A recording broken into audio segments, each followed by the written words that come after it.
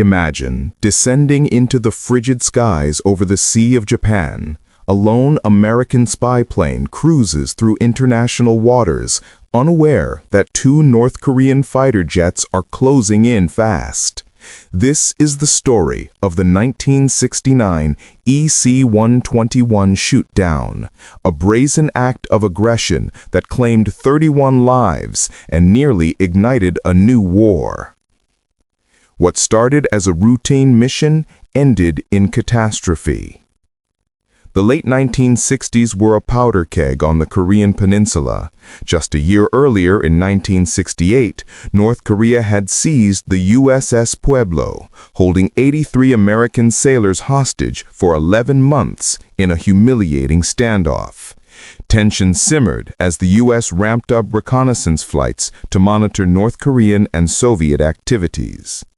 Enter the EC-121M Warning Star, a lumbering, propeller-driven behemoth adapted from the Lockheed Constellation airliner, packed with radar domes, antennas, and SIGINT gear to eavesdrop on enemy communications. Under the Beggar Shadow program, these missions flew predictable paths over the Sea of Japan, staying at least 50 nautical miles from North Korea's coast. By early 1969, nearly 200 such flights had gone unchallenged.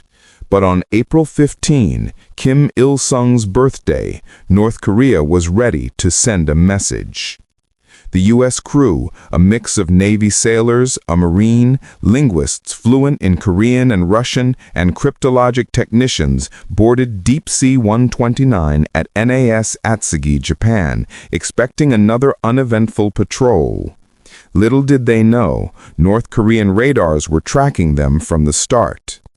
Our story begins at 0700 local time as the EC-121 lifts off, heading northwest toward Musu Point off North Korea's coast. Commanded by Lieutenant Commander James H. Overstreet, the 31-man crew settles into their roles, monitoring radios, scanning for signals, orbiting in a 120-mile elliptical pattern that skimmed the edges of Soviet airspace. At 10:35, North Korean radars lock on, but no alarm bells ring. Routine scrutiny, they think. By 12:34, two MiG-21 Fishbed jets scramble from Hoamni Air Base near Wonsan, armed with cannons and AA-2 Atoll missiles. These Soviet-built, supersonic and agile jets are North Korea's elite guardians. The EC-121 plods along at 200 knots, unarmed and unescorted, relying on international law for protection. At 1:30:00, the crew sends their last routine check-in, all normal. But U.S. ground stations at Osan and Yokota detect the MiGs lifting off.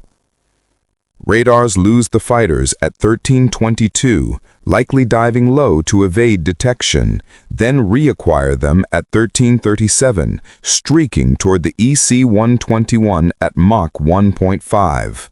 Alarms blare in command centers.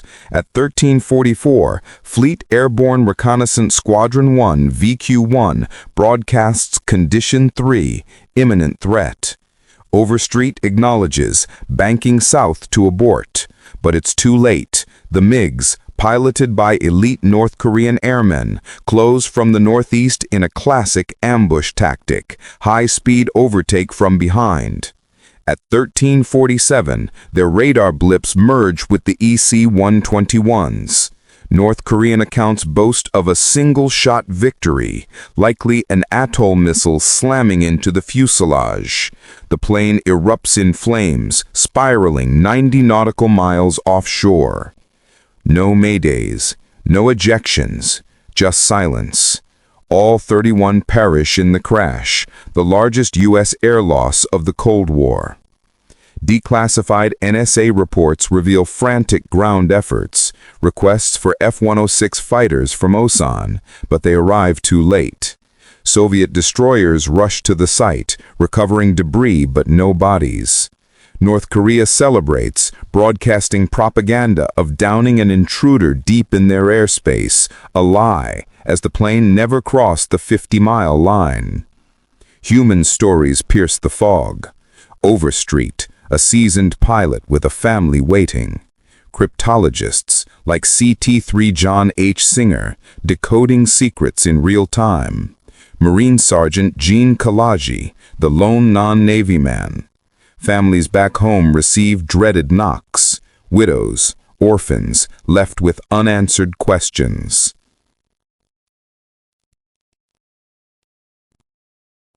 Why? Theories abound. Retaliation for Pueblo, a birthday gift to Kim Il-sung, or a rogue act. Declassified docs show North Korea premeditated it, relocating MiGs days before.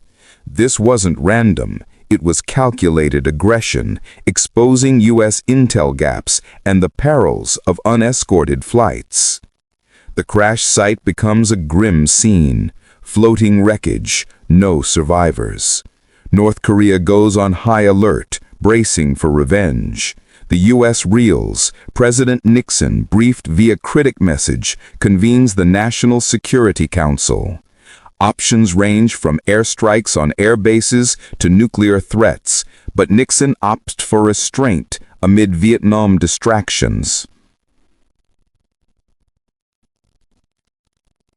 Task Force 71 assembles, 4 carriers, Battleship New Jersey, 40 ships in a show of force.